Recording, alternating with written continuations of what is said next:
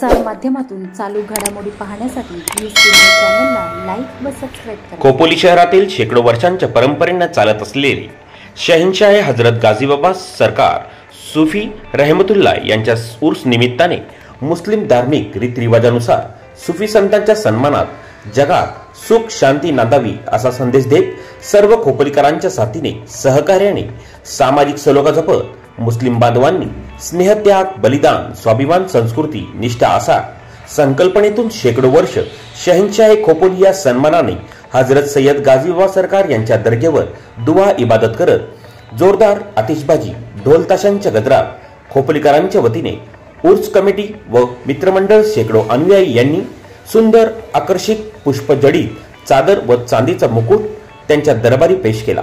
या आनंद उत्साहात सहभागी होण्यासाठी दरवर्षीप्रमाणे अनेक सामाजिक राजकीय तसेच आध्यात्मिक अशा मान्यवरांनी मोठ्या प्रमाणात हजेरी लावली।